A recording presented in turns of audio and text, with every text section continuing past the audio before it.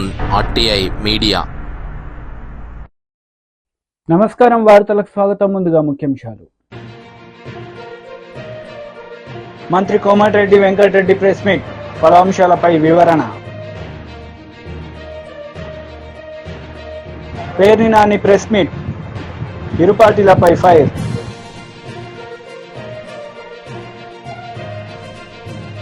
మంత్రి Komatireddy Venkatareddy press meet నిర్వహించారు. ఈ సందర్భంగా పలు అంశాలపై ఆయన మాట్లాడారు. ఎందుకంటే ఎప్పుడైతే ఏ జీతం పెట్టలేదో అప్పుడే అర్థమైపోయింది. కవిత బెయిల్ కోసం వాదించింది సింఘ్వీకి ఇప్పుడు రాజ్యసభ ఇచ్చింది కాంగ్రెస్ టిఆర్ఎస్ కలిసి ఆయనకు రాజ్యసభ సీట్ ఇచ్చారని చెప్పేసి. రాజ్యసభ సీటు నిర్ణయించినాము, మధ్యలో ఆయన రాజ్యసభ లేడు. అడ్వకేట్ గా ఆయన డ్యూటీ ఆయన చేసుకుంటున్నాడు. ఆయన ఫీజు 1 కోటి 2 కోట్లు మాకు తెలియదు. ఫీజు ఇస్తే పోయి ఉండొచ్చు, అదే పెద్ద విషయం. బీఆర్ఎస్ బీజేపీలో కలిసింది, అదొక న్యూస్. మీకు అభిషేక్ అడ్వకేట్ పైసలు ఓరిస్తానికి పోతారు, అదేముంది సార్? ముఖ్యంగా విగ్రహం సంబంధించి ఇటు బీజేపీ వాళ్ళు వస్తే వాజ్పేయి విగ్రహం పెడతామని చెప్పి సచివాలయం ముందు బండి సంజయ్ మంచి సర్కిల్ చూసుకొని పెట్టామని. వాజ్పేయి మంచి లీడర్, ఏమంటారు కేటీఆర్ చెత్త చెదాన్ని తీసేస్తా అని చెప్పి రాజీవ్ గారిని టచ్ చేస్తే టచ్ చేసిండో లేదో ఒకటే నిమిషంలో టీఆర్ఎస్ ఆఫీసు మొత్తం పునాదులతో లేచిపోతుంది. పునాదులు ఉండదు, వాళ్ళు కట్టుకున్న బంగాలు ఉండవు, వాళ్ళు కట్టుకున్న ఫామ్ హౌస్లు ఉండదు.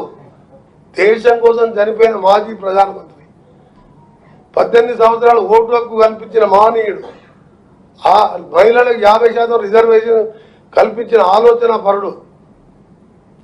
ఏమైనా బుద్ధుందా ఆయనకు? రాజీవ్ గాంధీ వీళ్ళకి పోలికుందా? ఆయన విగ్రహం టచ్ చేస్తావు. కేటీఆర్ ఎంత దమ్ముండాలి నీకు? మాట్లాడడానికి ఎంత ధైర్యం నీకు? ఏం మాట్లాడుతున్నా? కేటీఆర్ కి ఫామ్ హౌస్ ఉందన్నారు, అది కూల్ చేస్తారా సార్? కేటీఆర్ కి జన్వాడలో ఫామ్ హౌస్ ఉంది, మీరు స్వయంగా వెళ్ళి చూసి వచ్చాను అన్నారు కదా, అది అంటే అదే ఇప్పుడు హైడ్రా చర్యలు తీసుకుంటుంది కదా, ఇప్పుడు కూల్చే అవకాశాలు వస్తే చర్యలు తీసుకుంటారా లేదా హైడ్రా కమిషనర్ హైడ్రా కమిటీ నిర్ణయిస్తుంది. నేను సంబంధిత శాఖ మంత్రిని కాదు, లేదంటే చూసి వచ్చినా అని చెప్పినా మీరు కూడా పోయిరారని చెప్తున్నాను. అప్పటికి రేవంత్ రెడ్డి గారు మీరు పోయింది, అదే కేసు అయింది కదా. హైడ్రా విషయం వేరు, ఆయన మాట్లాడుతున్న వాళ్ళకున్న వీళ్ళకు అంటే అది చట్టప్రకారం అదొక ఇండివిజువల్ బాడీ, వాళ్ళ పని వాళ్ళు చేసుకుంటూ పోతారు. ఆయన ఏదో స్టేట్మెంట్ ఇచ్చినని మా వాళ్ళు చెప్తే అయినా మా డిబేట్ కావద్దు, మీరు రోడ్సే ప్లీజ్. ఎందుకంటే రన్నా యు ఆర్ రాంగ్. పిఆర్ఓ పిలిచేది అంటే ఎందుకంటే సబ్జెక్ట్ వేరే కావాలని చెప్పిండు. మిక్స్ అయితే కదిస్తాడు, దాంతో నాకేం సంబంధం? నీ తినలేదు తిప్పలేదు. రెస్పెక్ట్ రోడ్ మీద ఎందుకు పంపించావు? ఈ సెండ్ ఎందుకు పంపించావు? ఇది రేపు పొద్దున వీళ్ళు ఏమని చేస్తారు? రోడ్డు గురించి ఎవరు రాయరు, అదే అవసరం నీకు హైడ్రాది? సబ్జెక్ట్ కింద పోయినా మాట్లాడాలి. సారీ మీరేమనుకోవద్దు ప్లీజ్. ఇదంతా కూడా హైడ్రాది కూడా off the record, slow record చిన్న చేయదు దాన్ని. ఎందుకంటే మా వాడు తెలియక చేసిన పొరపాటు కాబట్టి నేనెందుకు అర్జెంట్ దీనికి లింక్ ఉందేమో అనుకున్నా. అరే డెవలప్మెంట్ ఇది ఇంపార్టెంట్. చచ్చిపోయిన బీఆర్ఎస్ పార్టీ కేటీఆర్ స్టేట్మెంట్ అవసరం మనకు? ఆయన పార్లమెంట్, ఆయన అసెంబ్లీ 6,000 మైనస్ వచ్చింది, బండి సంజయ్కి లీడ్ వచ్చింది. ఆయన స్టేట్మెంట్ నాకు పంపించడం అంటే ఏమైనా అర్థం ఉందా? ఆయన జీవితంలో సర్పంచ్ అవుతాడా, ఎమ్మెల్యే అవుతాడా? కమ్మని కేటీఆర్ని అనదు. నా టైం వేస్ట్ చేసి మంచి సబ్జెక్టు ట్రిపుల్ రోడ్లు వేసుకొని మనుషుల ప్రాణాలు కాపాడాలి. మనం చచ్చిపోయిన పార్టీ గురించి మాట్లాడితేనే వస్తుంది. ప్రజలను తాగకుండా చూసుకోవాలి. ధర్నాలు ఏ ధర్నాలనే 1000 మంది ఉంటే గతంలో ఒకసారి పిలిపిస్తే చూసిన లెక్క పెట్టాను అనుకోండి, 6 వచ్చాను. ఏ ధర్నాలన్న రాష్ట్రంలో 1000 మంది కంటే ఎక్కువ ఉన్నట్టు మీ రిజల్ట్ చూపించండి, నేను ఒప్పుకుంటాను. ధరణి పేరు మీద 1,00,000 ఎకరాలు తింటుంది, కాళేశ్వరం పేరు మీద 7 లక్షల కోట్ల పాలమూరు దోసుక తింటుంది. కర్తిరి కూలిపోయా, సుంకేష్లో కూలిపోయా, అన్నీ అయిపోయా. ఇక ధర్నా చేసి ఏం చేస్తాం? టీడీపీ పోలిట్ బ్యూరో సభ్యులు వర్లరామయ్య మీడియా సమావేశం నిర్వహించారు. ఈ సందర్భంగా సీఎం జగన్ రెడ్డిపై మండిపడ్డారు. నా మీద విచారణ చేయండి అని అడగలేము సార్. కోర్టులు ఏమైనా ఈ కేసులు మర్చిపోయినాయా? కోర్టుల్లో ఏదైనా ఈ పేపర్లో తగలబెడతారు చూడు, అట్లా ఏదైనా చేసి వీళ్ళ కేసులు లేకుండా ఉన్నాయా? లేదంటే కోర్టుకి అటెండ్ అవుతున్నారా? నాకైతే అంతుపట్టడం లేదు. ఇదే if this is with some other ఎక్కువ ఎంత డబ్బున్న డబ్బు లేని అక్యూజుడు, రాజ్యాంగ పరపతి లేని అక్యూజుడు అయితే ఇలాగ ఊరుకుంటుందా కోర్టు? నేను కోర్టును తప్పు పట్టలేదు, మళ్ళీ ఏదో అంటారు కంటెంప్ట్ అని. నేను కోర్టును తప్పు పట్టట్లేదు, నాకు సమాధానం కావాలని చెప్పి నేను అడుగుతున్నా. ఒక సామాన్య పౌరుడిగా నేను అడుగుతూ ఉన్నాను. నేను 12 సంవత్సరాలు ఏ విచారణ లేకుండా నిస్సిగ్గుగా బేసిక్గా ఈ రోజున ముద్దాయిలు రోడ్ల మీద తిరుగుతూ ఉంటే, పైగా అండి ఇంకొక విచిత్రం, తమ్ముడు నా వైపు చూడు, ఈ జగన్మోహన్ రెడ్డి గారు నేను యూరోప్ వెళ్తాను 6 నెలలు నాకు పర్మిషన్ ఇవ్వండి అంట కోర్టుని. Are you playing with the courts? న్యాయస్థానాలతో ఆడుతున్నారా మీరు? ముద్దాయిలు ఆడన్నాను. ఆ ఏటు గౌరవ పార్లమెంట్ సభ్యుడు, ఆయన పార్లమెంట్లో బల్లగుద్ది వాదిస్తాడు, సిగ్గుచేటు. ఏ పార్టీ? జగన్ పార్టీ నుంచే కదా ఆయన. సిగ్గుచేటు నీలాంటి వాడిని పెద్దల సభలో పెట్టడం. నీ వెనుకంత నేర చరిత్ర. ఈయన అడిగితే నేను యూరోప్ వెళ్తా మా ఏవంతో పాటు అంటాను. సిబిఐ వాళ్ళు వెళ్ళటానికి లేదు, ఈ కోర్టులో విచారణ జరగాలని పాప వాళ్ళంటే కోర్టు రేపు ఏం ఆర్డర్ ఇస్తుందో అని చెప్పినాను. నా ప్రెస్ మీట్ కోర్టుని ప్రభావితం చేయాలని కూడా కాదండి. ఏమిటి ఈ కన్ఫ్యూజన్ అనేది నాది? కోర్టు ప్రజల రెస్క్యూకు రావద్దా? నాలాంటి ప్రశ్నించే పౌరుడి రెస్క్యూకు రావద్దా? వరలరామయ్య గారు మేమెందుకు పోనిస్తాం, అడుగడుగున ఎవ్రీడే ట్రయల్ చేస్తాం, వీళ్ళ సంగతి తేలుస్తాం అనొద్దండి court. If they are innocent, వాళ్ళు చాలా గౌరవప్రదంగా అవినీతి రహితులంటే ఓకే. కోర్టు విచారణ జరగకుండా 6 నెలలు ఆయనకు పర్మిషన్ ఇచ్చి 3 నెలలు ఈయనకు పర్మిషన్ ఇచ్చి వీళ్ళు యూరోపియన్లు ఇప్పటికే పెద్దలందరూ కూడా నేర చరిత్రలు అందరూ లండన్లో దిగుతున్నారట. జగన్మోహన్ రెడ్డి గారు లండన్లో ఉంటాడట, ఇక్కడి నుంచి ఎగిరిపోతే లండన్లోనే ఉంటాడట. ఏంటండి కోర్టు ఈ నేరస్తులకి ఈ రకంగా వెసులుబాటు కల్పించడం కరెక్టా కాదా చెప్పాలని చెప్పి కూడా నేను న్యాయస్థానంలో చీఫ్ జస్టిస్ గారిని అడుగుతున్నా. Nothing wrong in asking like this. నా ప్రశ్నకు సమాధానం చెప్పాలి. లేదు వరలరామయ్య గారు, వాళ్ళకి మేము పర్మిషన్ ఇవ్వటం లేదు. 6 నెలలు విదేశాలు ఏంటండి, 3 నెలలు విదేశాలు ఏంటండి? ఏముంది సార్ అక్కడ వీళ్ళకి? I don't understand what is there in London and Europe for this A1 and A2. A1కి జగన్మోహన్ రెడ్డికి, A2 విజయసాయి రెడ్డికి యూరోప్లో ఏమున్నదండి? గనులు ఉన్నాయి వీళ్ళకి? ఏమన్నా వీళ్ళ అక్రమాస్తులు అక్కడ ఏమైనా నిక్షిప్తం చేశారా?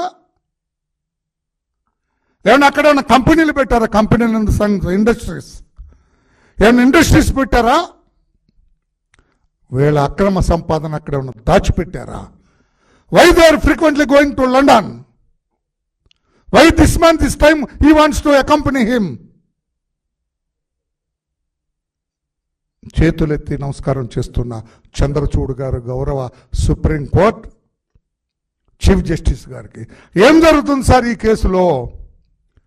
ఈ సిబిఐ కేసులు చూసే కోర్టులో ఏం జరుగుతుంది? విచారణ ఎందుకు జరగటం లేదు? ఇతను కోర్టుకి ఎందుకు హాజరవటం లేదు? మొన్నటిదాకా సీఎం అంటే వదిలేశారు, వదలటానికి కూడా లేదు అసలు నన్ను అడిగితే. సీఎం అయినా మాజీ మంత్రి కేటీఆర్ మీడియా సమావేశం నిర్వహించారు. ఈ సందర్భంగా పలు అంశాలపై ఆయన మాట్లాడారు. ఒకవేళ అక్కడ విగ్రహం లేకపోతే మీ మండల కేంద్రాల్లో తప్పకుండా ఒక ఫ్లెక్సీ అన్న పెట్టి తెలంగాణ తల్లిది, ఆ తల్లికి పాలాభిషేకం చేసి ఈ మూర్ఖుడిని క్షమించమని కోరి దయచేసి నిరసనలకు ఉపక్రమించమని చెప్పి మా నాయకులకు, మా కార్యకర్తలకు నేను విజ్ఞప్తి చేస్తా ఉన్నా. మా డిమాండ్ ఒకటే, ఈ డ్రామాలు నడవవు. ఇదేదైతే మాటల గారడితో ఈరోజు రైతులను మోసం చేసే ప్రయత్నం చేస్తూ ఉన్నారో ఇది నడవదు. బీఆర్ఎస్ ఉన్నంత కాలం మేము భారత రాష్ట్ర సమితి మాత్రమే కాదు, భారత రైతు సమితి కూడా తప్పకుండా రైతుల పక్షాన మేము తప్పకుండా ఒకటే డిమాండ్ పెడతా ఉన్నాం. ఏ ఆంక్షలు లేకుండా రుణమాఫీ చేయాలి. అది ఎప్పటి లోపల చేస్తారో డేట్ కూడా చెప్పాలి. ఎందుకంటే ఇప్పటికే 2 సార్లు తప్పిన మీరు. డిసెంబర్ 9 అన్నారు, మాట తప్పారు. 15 ఆగస్టు అన్నారు, మాట చెప్పారు.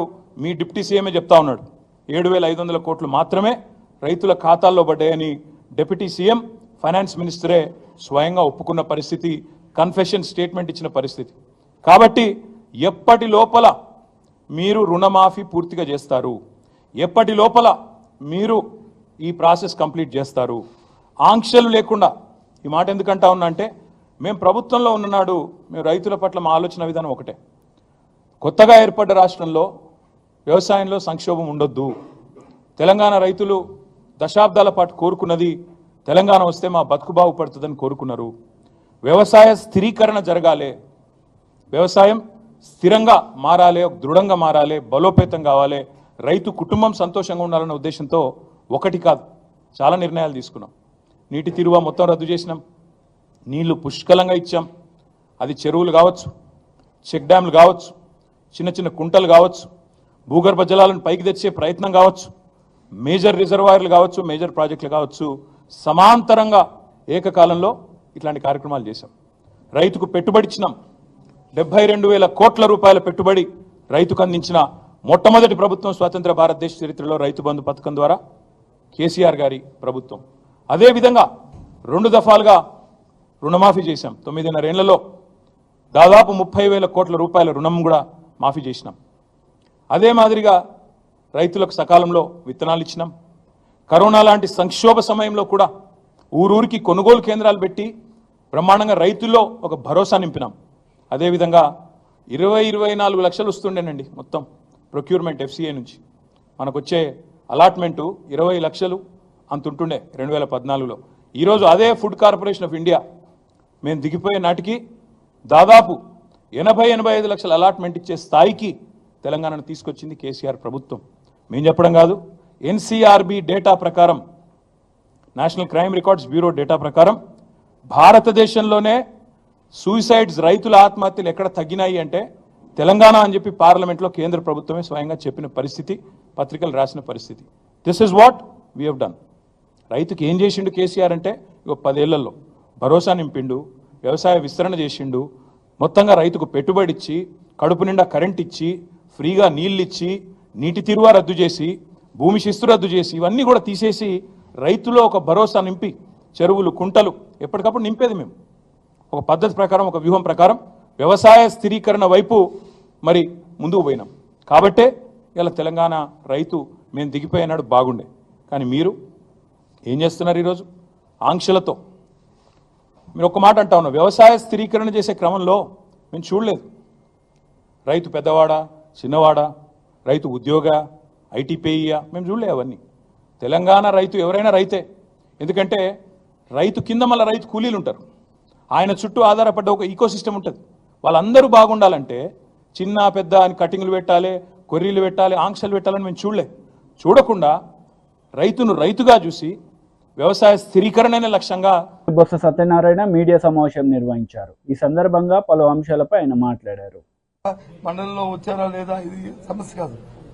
ఏదైతే ప్రజల తరఫున మా పార్టీ బాధ్యతయుతంగా ఈ అంశాలు అయితే ప్రజలకి దానివల్ల మంచి జరిగి మేలు జరుగుతుందో, ఏదైతే ప్రభుత్వాలు వచ్చి ప్రజలకు ఇచ్చిన మాటలు వాగ్దానాలు ఉన్నాయో అవి నెరవేర్చాలనేది తప్పకుండా నెరవేర్చి ప్రజలకు మేలు జరగాలనేది మా తాలూకు అభిప్రాయం.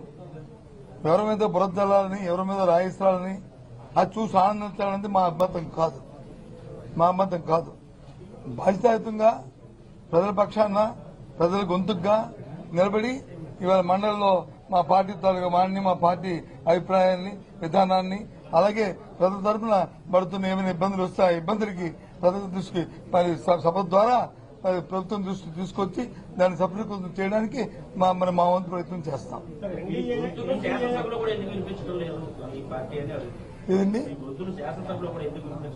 గొంతుని వినిపిస్తారు? ఎన్నాళ్ళైంది శాసనసభ స్టార్ట్ అయ్యి? ఎన్నాళ్ళైంది? ఇంకా ఓ సభ అయింది.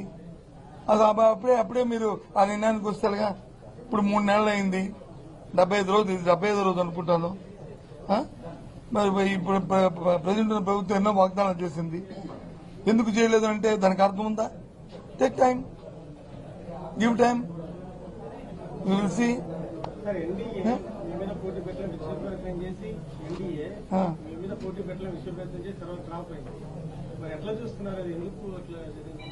ఆ ఉద్దేశంతో చేశారనేది నా అభిప్రాయం కాదు. కానీ జిల్లాలో ఉన్న ప్రజాప్రతినిధులు అన్ని పక్షాలు అందరూ కూడా ఏకగ్రీవంగా జిల్లా అభివృద్ధి కోసం చేయాలన్న ఆలోచన ఉన్నదనే అనేది నేనైతే ఒక సదుద్దేశంతో తీసుకున్నాను.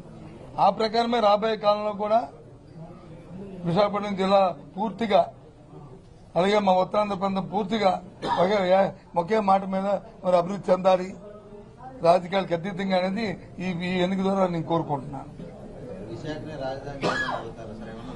ఏదమ్మా మా పార్టీ విధానాన్ని మేము ఎందుకు కుదురుకుంటాం? అది మళ్ళీ దీని మీద మళ్ళీ చర్చించుకుంటాం. మాది ఈ క్షణంకైతే అదే విధానం, అది కొనసాగిస్తాం అనేది మా పార్టీ నిర్ణయం చేసుకున్న తర్వాత మళ్ళీ మీకు వచ్చి చెప్తాను నేను. అది మా అధ్యక్షుడు చెప్తారు, లేకపోతే నేను చెప్తాను, లేదా మా పార్టీ ఫోరం మీద చెప్తాము, లేదా మా పార్టీ నాయకులు చెప్తారు, మా స్పోక్స్ పర్సన్ చెప్తారు, ఎవరైనా అవి చెప్తాము. ప్రతి పార్టీకి విధానాలు ఉంటాయి, ఆ విధానం ద్వారా పార్టీలు ముందుకెళ్తాయి, దాని ప్రకారం వెళ్తాము. అంతేగాని ఇది లేదు, అది ఉంది, ఇది లేదు కాదు. ఒకసారి అప్ అండ్ డౌన్స్ వస్తాయి, రాత్రి వస్తుంది, పగలు వస్తుంది, అలాగే పగలు రాత్రి అవుద్ది, ఆ రకంగా ఉంటాయి. 11 మందిలో 7 మంది సపరేట్ గ్రూప్ కాబోతున్నారని ఒక స్పెక్యులేషన్. నేను నాకు జ్యోతిష్యం రాదు, నేనేమి జ్యోతిష్యం చెప్పిన వ్యక్తిని కాదు. మీ మీడియాలోకి వచ్చి నేను స్పెక్యులేషన్ చేయలేను. నేను సామాన్యుని, వాస్తవాలకు దగ్గరగా ఉన్నవాడిని. కాబట్టి వాస్తవాలు ఏమంటే మాట్లాడుకుంటాం. లేదు ఎలాగొస్తాం. టీడీపీ లీడర్ మీడియా సమావేశం నిర్వహించారు. ఈ సందర్భంగా పలు అంశాలపై ఆయన మాట్లాడారు. ఈరోజు 164 సీట్లు వచ్చినాయనే విషయం జగన్మోహన్ రెడ్డి అర్థం చేసుకోవాలి. దాంతోపాటు ఆర్కేకి కానీ జగన్మోహన్ రెడ్డికి కానీ ఈ కోర్టులకు కానీ లేదంటే వీళ్ళకి కనీసం కోర్టు మెట్లు ఎక్కే అర్హత లేకుండా ఒక నేరస్తుడు ఇంకో నేరం గురించో లేకపోతే నేరం జరిగిందని అపోహలు కల్పించే విధంగా చేసేదాన్ని ఆ నేరస్తుడికి అసలు అవకాశం ఇవ్వకూడదు. ఈ పాటికే ఎందుకంటే లండన్ పోవడానికి కూడా ఈరోజు పర్మిషన్ పెట్టుకొని బతికేటటువంటి వ్యక్తి కోర్టుకు వెళ్ళి ఇతరుల మీద ఆరోపణలు ఎలా చేస్తాడనేది కూడా న్యాయస్థానాలు ఆలోచించి ఇలాంటి వ్యక్తి కోర్టు మెట్టు ఎక్కకుండా ఉండాలి. అతనే అవినీతిపరుడు, ఇంకోళ్ళ గురించి మాట్లాడే అవకాశం లేకుండా చేయాల్సినటువంటి అవసరం ఉంది. దాంతోపాటుగా చంద్రబాబు నాయుడు గారు ఈ రాష్ట్రంలో అభివృద్ధి ఏ విధంగా జరగాలని ఆయన ఆలోచన చేస్తూ ఉన్నారు. రేపు కూడా శ్రీ సిటీలో శంకుస్థాపన కార్యక్రమాలు చేయబోతా ఉన్నారు. అదేవిధంగా ఈ రాష్ట్రంలో యువతకు ఉపాధి అవకాశాలు కల్పించడానికి చంద్రబాబు నాయుడు గారు ప్రయత్నం చేస్తూ ఉన్నారు. ఈ రాష్ట్ర అభివృద్ధి ఎందుకంటే ఈ 5 సంవత్సరాల్లో ప్రత్యేకంగా చెప్పాలంటే మద్యం మీద కానీ ఇంకొక 25 సంవత్సరాల వరకు కూడా మద్యపాన నిషేధం మీద ఎవరు కూడా ఆలోచన చేసే సాహసం చేయని విధంగా జగన్మోహన్ రెడ్డి చేశాడు. ఆయన నవరత్నాల్లో మద్యపాన నిషేధం అనేది చివరికి లేకుండా పోయినటువంటి పరిస్థితి. ఈరోజు అధికారంలోకి వచ్చిన మాకు కూడా ఏమి చేయడానికి అవకాశం లేకుండా 25 సంవత్సరాలు తాకట్టు పెట్టినటువంటి వ్యక్తి. మేము చేయగలిగింది ఏంటంటే నాణ్యమైన, ఎందుకంటే నాసిరకం కానీ ఇప్పుడు మనం చూసాం తెలంగాణలో 1000 రూపాయలు కొంటా ఉంటే ఆంధ్రాలో 1600 రూపాయలకు కొంటున్నారంట. ఆ 600 రూపాయలు ఏ అధికారి జేబులోకి వెళ్ళాయి, ఏ జగన్మోహన్ రెడ్డి తాబేదారులకు వెళ్ళాయి, ఏ ఉండవల్లి ప్యాలెస్కి వెళ్ళాయి అనేది కూడా త్వరలోనే లెక్క తేలుతా ఉంది. ఇవన్నిటిని కూడా దృష్టిలో పెట్టుకొని చంద్రబాబు నాయుడు గారిని వేధించడం మానేసి నీకేదన్నా కొంచెం సిగ్గు శరం అనేది ఉంటే, ఎందుకంటే ఈ రాష్ట్రంలో 11 సీట్లు పరిమితమైనటువంటి వ్యక్తివి, ఈ రాష్ట్ర అభివృద్ధి కోసం ఏమైనా సూచనలు సలహాలు ఇవ్వాలంటే అసెంబ్లీకి రండి. అదేవిధంగా ఈరోజు ఏదైతే 10% ఉంటేనే ప్రతిపక్ష హోదా వస్తుంది అనుకుంటే ఆ 10% ఎలా తెచ్చుకోవాలనే దానికి ప్రయత్నం చేయండి తప్ప ఇలాంటి చౌకబారు ఎత్తుగడలతో చౌకబారు విధానాలతో జగన్మోహన్ రెడ్డి పబ్బం గడుపుకొని ప్రజలను ఏదో మాయలో పెట్టి జగన్మోహన్ రెడ్డి ప్రజలను ఏదో తప్పుదోవ పెట్టించి ఈ రాష్ట్రంలో ఏదో జరుగుతుందని ఒక భ్రమలు కల్పించొద్దని మనవి చేస్తా ఉన్నాం. దాంతోపాటుగా జగన్మోహన్ రెడ్డికి ఒకటే మనవి చేసేది, జగన్మోహన్ రెడ్డి గారు మీరు మీ అమ్మాయి దగ్గరికి ఎలా వెళ్ళడానికి పర్మిషన్ కావాలో అది అప్టైన్ చేయండి, ఏ విధంగా వెళ్ళాలో దాని గురించి ఆలోచన చేయండి తప్ప ఈ రాష్ట్రంలో ప్రజలు సుభిక్షంగా ఉన్నారు, సంతోషంగా ఉన్నారు. ఏదైతే ఈ కూటమి అధికారంలోకి వచ్చిన తర్వాత ప్రజలకు ఏం కావాలో వాళ్ళందరూ కూడా తెచ్చుకుంటా ఉన్నారు. ఈ ప్రభుత్వం కూడా వాడికి ఇదోధికంగా ఏ విధంగా చేయాలనే దాని మీద ఆలోచన చేస్తూ అమలు చేస్తూ ఉంది. దయచేసి మీరు ఆ విధానాలు వీడి ప్రభుత్వాన్ని సహకరించవలసిందిగా, ప్రభుత్వానికి మేలు చేసే అంశాల్లో సలహాలు సూచనలు ఇవ్వాల్సిందిగా YCP leader Perni Nani media సమావేశం నిర్వహించారు. ఈ సందర్భంగా పలు అంశాలపై ఆయన మాట్లాడారు. సీఎంగా ఉన్నప్పుడు ముఖ్యమంత్రి కార్యాలయంలో ఏ డిపార్ట్మెంట్ చూస్తుంది? జిఐడి డిపార్ట్మెంట్ చూస్తుంది అక్కడ ఉన్నటువంటి బాగోగులన్నీ కూడా. మరి వాళ్ళు జిఐడి చంద్రబాబు నాయుడు దగ్గర ఉంది కదా, కింద చంద్రబాబు నాయుడు పేరు రాసుకోవాలి, లేకపోతే జిఐడి రాసుకోవాలి కదా. 3,62,00,000 రూపాయలతో అని ఈడెవడో పెడతాడు వీళ్ళకి. అంటే కింద తెలుగుదేశం పార్టీ అని దమ్ము లేదు, జిఐడి డిపార్ట్మెంట్ పేరు రాసుకునే దమ్ము కూడా వీళ్ళకి లేదు. ఈడెవడో పెడతాడు 18 లక్షల పఫ్ఫులు తిన్నారు, రోజుకి 933 పఫ్ఫులు తిన్నారు, టోటల్గా 5 ఏళ్లలో 18 లక్షల పఫ్ఫులు తిన్నారంట. నేను తెలుగుదేశం పార్టీని దాని జాతీయ అధ్యక్షుడు నారా చంద్రబాబు నాయుడు, ఎవరైతే జిఏడి శాఖకి మంత్రిగా ఉన్నటువంటి ఆ మంత్రిత్వ శాఖను చూస్తున్నటువంటి చంద్రబాబు నాయుడు గారిని ఛాలెంజ్ చేస్తున్నా. మీ జీతగాళ్లతో ఇట్లాంటి తప్పుడు ప్రచారాలు చేసే కంటే కూడా మిమ్మల్ని ఛాలెంజ్ చేస్తున్నా. ఆ శాఖ మంత్రి కూడా మీరే కాబట్టి, ఎస్ మీ దగ్గర ఇదే నిజమైతే రండి బయట పెట్టండి. మీ పొద్దులు మీ దగ్గర ఉంటాయి కదా. 3 కోట్ల రూపాయలతో పఫ్ఫులు తిన్నారని చెప్పని జగన్మోహన్ రెడ్డి గారి సీఎం పేషీలో 5 ఏళ్లలో 3 కోట్ల రూపాయలు పఫ్ఫులు తిన్నారని మీరు బయట పెట్టండి. ఎగ్ పఫ్ఫులు తిన్నారు. మీలో నిజాయితీ ఉంటే, మీలో చిత్తశుద్ధి ఉంటే, నిజంగా చిత్తశుద్ధితో కూడినటువంటి నీతివంతమైన రాజకీయాలు మీరు చేస్తుంటే ఈ తప్పుడు వార్తలు కాదు. మీరు జిఐడి మంత్రి హోదాలో ఒక్క ఆధారం అన్నా, మేము 5 ఏళ్ళు ముఖ్యమంత్రి గారు తిరిగాం, పఫ్ అనేది మేము ఎప్పుడు చూడాల. స్నాక్స్ అంటే ఏమన్నా మిక్చరో లేదా అయ్యి పెడతారు, స్వీట్ పెడతారు, కాఫీ ఇస్తారు, టీ ఇస్తారు. ఎగ్ పఫ్లు అంటే చెప్పేదానికి అర్థం ఉండాలి కదా. ఇదేమన్నా మీ ప్రభుత్వమా?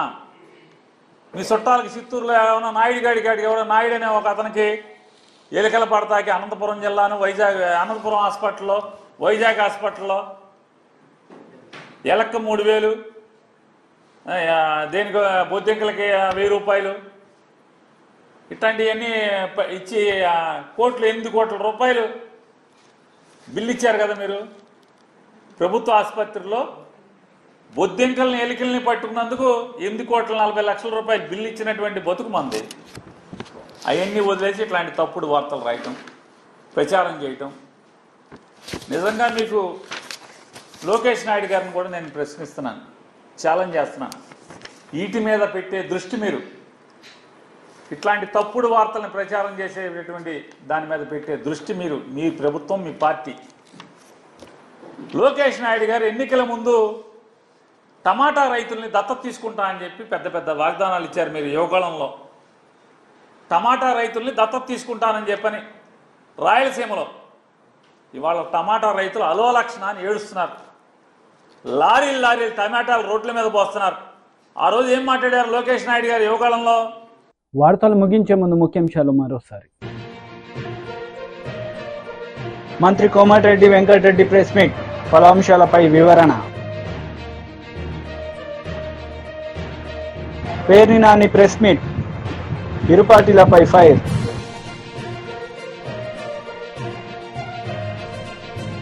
ఈ వార్తలు ఇంతటితో సమాప్తం. తిరిగి ప్రసారమయ్యే వార్తలు మళ్ళీ కలుద్దాం. అంతవరకు సెలవు. నమస్తే.